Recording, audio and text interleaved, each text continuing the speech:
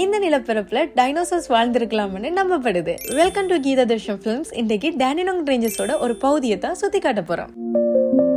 கிட்டத்தட்ட 373 மில்லியன் வருஷத்துக்கு முன்பு இந்த நிலப்பரப்புல மிகப்பெரிய எரிமலை வெடிப்பு ஏற்பட்டிருக்குது. அதால நில அமைப்புகள்ல மாற்றம் ஏற்பட்டு பெரிய பாறைகள் உருவாயிருக்குது.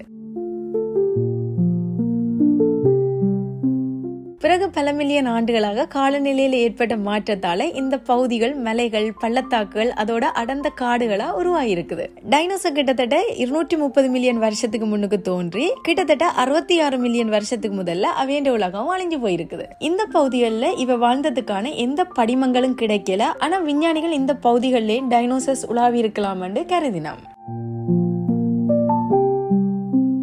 பிறகு இந்த நிலப்பரப்புல ஆயிரக்கணக்கான வருஷங்களாக பழங்குடி மக்கள் வாழ்ந்து கொண்டு இருந்திருக்கணும். இது அவையோட பாரம்பரிய நிலமும் கூட. 1830களில் தான் ஐரோப்பிய மக்கள் இந்த நிலப்பரப்பை நோக்கி வந்திருக்கணும். 1840 இருந்து 1850 காலகட்டத்துல இங்க இருக்கக்கூடிய நிறைய மரங்களை ஐரோப்பிய மக்கள் வெட்ட தொடங்கி இருக்கணும். அதனால பழங்குடி மக்களோட அன்றாட வாழ்க்கை மட்டும் இல்லாமல் இங்க இருக்கக்கூடிய பறவைகள் விலங்குகளோட வாழ்க்கையும் பாதிக்க தொடங்கி இருக்குது. பிறகு ஒரு கட்டத்துல இதெல்லாத்தையும் உணர்ந்து மரங்களை வெட்டுறதை நிப்பாட்டி இயற்கையை பாதுகாக்க தொடங்கி இருக்கணும். ஆனா பழைய மாதிரியான காட்டுப்பகுதி இப்ப இது இல்லைன்னு சொல்லப்படுது. உலகிலேயே உயரமா வளரக்கூடிய பூ பூக்கக்கூடிய மவுண்டன் ஆஷ் மாதிரியான மரங்கள் எல்லாம் இப்பதான் வந்திருக்குது.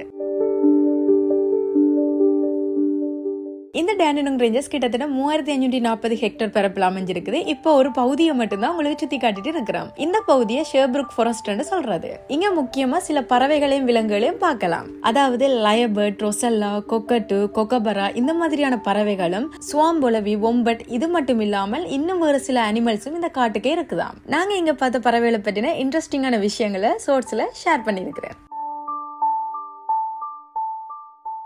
இன்னுமே இந்த இடத்த நிறைய வடிவா சுத்தி காட்டி இருக்கலாம். நிறைய இடம் பார்க்கவும் இருக்குது. ஆஸ்திரேலியால இப்ப விண்டர் நடக்கிறதால நிறைய நேரம் காட்டுக்குள்ள எங்களால நிக்க முடியாம போயிட்டுது. நாங்க முக்கியமா பார்க்க வந்த பறவையை பார்த்துட்டு அதை வீடியோவும் எடுத்துட்டு திரும்பி வந்துட்டோம். சம்மர் டைம்ல இந்த இடத்துக்கு திரும்பி வந்து நிறைய இடங்கள் பார்க்க வேண்டி இருக்குது. அதை நாங்க உங்களுக்கு வீடியோலையும் காட்டுறோம். தேங்க்யூ.